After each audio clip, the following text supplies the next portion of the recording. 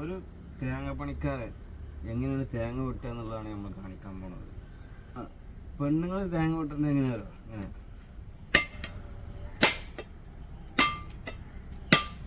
ഇങ്ങനെ ഒരു 10 വെട്ടിട്ടിട്ടാണ് പെണ്ണുങ്ങൾ തേങ്ങ പൊട്ടിക്കല്. അപ്പോൾ ഇതിന് മുന്നേ ഒരു വീഡിയോ ഉണ്ട്. ഈ തേങ്ങൻ്റെ കണ്ണ് 3 നോക്കിയിട്ട് ആ 3ാമത്തതിൽ വര ഉണ്ടാവും. ആ വര നോക്കി വെട്ടിയാൽ ഒറ്റ വെട്ടിയാൽ തേങ്ങ പൊട്ടുന്നുള്ളത് സംഭവം ശരിയായി കയറും. പക്ഷെ ഒരു തേങ്ങ പണിക്കാരന് ഒരിക്കലും ഈ കണ്ണ് എവിടെയാണെന്ന് നോക്കിയിട്ട് വെട്ടൽ നടക്കൂല. തേങ്ങ പണിക്കാരൻ വെട്ടൽ എങ്ങനെയാലോ ഞാൻ എന്ത് വെട്ടിയിട്ടാ ഇല്ല.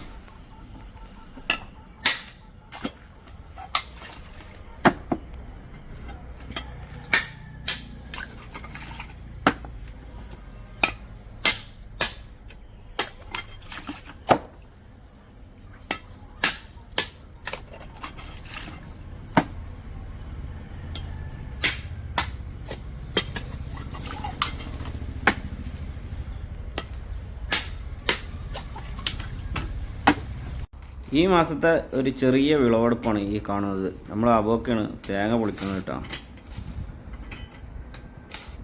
അപ്പോഴൊക്കെ നല്ല എക്സ്പീരിയൻസ് ഉള്ള പണിക്കാരനാണ്. ഒരു ദിവസം 2000-2500 തേങ്ങ പൊളിക്കും.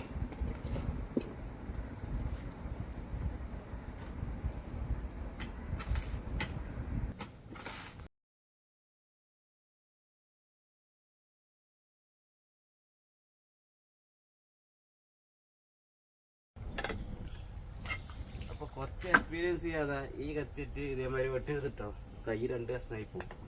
അപ്പോൾ എക്സ്പീരിയൻസ് ഉള്ളവർ മാത്രം ചെയ്യുക. എക്സ്പീരിയൻസ് ചെയ്യാത്തവർ വേറെ മൂർച്ചയില്ലാത്ത കത്തിയിട്ട് വെട്ടിക്കൊണ്ട്. ഓക്കെ. അപ്പോൾ ഇതുപോലെ നമുക്ക് തേങ്ങ വെട്ടിയെടുത്തിട്ട് നമുക്ക് മാർക്കറ്റിൽ കൊണ്ടുപോയി കൊടുക്കുകയാണ് നമ്മൾ ചെയ്യുന്നത്. അപ്പോൾ തേങ്ങ തൂക്കത്തിനാണ് നമ്മൾ തേങ്ങ വിൽക്കുന്നത് കേട്ടോ. അപ്പോൾ കുറച്ച് ഞങ്ങളെന്ത് ചെയ്യും, നമ്മളെ വീട്ടാവശ്യത്തിന് വേണ്ടിയിട്ട് നമ്മൾ വെട്ടുന്ന ദൃശ്യമാണ് നമ്മൾ ഈ കാണുന്നത്. കുറച്ച് മാറ്റി വെച്ച് വീട്ടാവശ്യത്തിൽ നല്ല ശുദ്ധമായ വെളിച്ചെണ്ണ അതുണ്ടാക്കാൻ വേണ്ടിയിട്ടാണ് ഈ തേങ്ങ നമ്മൾ വെട്ടുന്നത്. ആദ്യം ഞങ്ങൾ ചെയ്തിരുന്നത് കൊപ്പരാക്കിയിട്ട് മാർക്കറ്റിൽ കൊണ്ടുപോകുന്നത്. ഇപ്പോൾ അങ്ങനെയല്ല, ഇപ്പോൾ തേങ്ങ തൂക്കം എടുത്ത് കൊടുക്കുകയാണ്. അപ്പോൾ ശുദ്ധമായ വെളിച്ചെണ്ണ നമുക്ക് വീട്ടിൽ കിട്ടണമെന്നുണ്ടെങ്കിൽ നമ്മളെ തേങ്ങ നമ്മൾ വെട്ടി നല്ല പാകാക്കി ഉണക്കി ഉണ്ടാക്കി കൊപ്പറാക്കി അത് ചെറിയ പീസാക്കി നമ്മൾ അടുത്തുള്ള മില്ലിൽ കൊണ്ടുപോയി ആട്ടി വെളിച്ചെണ്ണാക്കണം.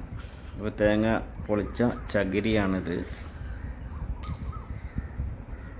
ഇത് നമ്മൾ കത്തിക്കാനും ഉപയോഗിക്കും, നമ്മൾ തെങ്ങിന് ചുവട്ടിൽ വളമായിട്ടും ഉപയോഗിക്കുന്നുണ്ട്.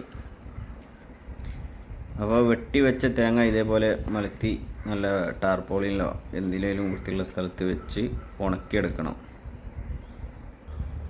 നമുക്ക് നമ്മളെ വീട്ടിൽ ശുദ്ധമായ വെളിച്ചെണ്ണ നമുക്ക് ഉപയോഗിക്കാൻ 100% നമുക്ക് പറയാം. മറ്റേ നമ്മൾ മാർക്കറ്റിൽ നിന്നൊക്കെ വാങ്ങുന്നത് എത്രത്തോളം ശുദ്ധമാണെന്ന് നമുക്ക് പറയാൻ പറ്റില്ല. അപ്പോൾ ഇങ്ങനെ മലർത്തി വെച്ചതിന് ശേഷം നമുക്ക് എന്തെങ്കിലും പക്ഷികളൊക്കെ വരുന്നതിന് എന്തെങ്കിലും നെറ്റോ വലകൾ എന്തെങ്കിലും ഉണ്ടെങ്കിൽ അതും കൂടെ ഇടുന്നത് നന്നായിരിക്കും. പക്ഷികളൊക്കെ വന്ന് കൊത്തുന്നതിന് പകരം ഒരു സേഫ്റ്റിക്ക്. അപ്പോൾ എത്രയൊക്കെ ഉള്ളൂ നമ്മളെ വീഡിയോ ഇഷ്ടമായാൽ ഷെയർ ചെയ്യുക. നിങ്ങളുടെ അഭിപ്രായങ്ങളൊക്കെ ഒന്ന് രേഖപ്പെടുത്തുക. പുതിയ വീഡിയോയുമായി വീണ്ടും കാണാം.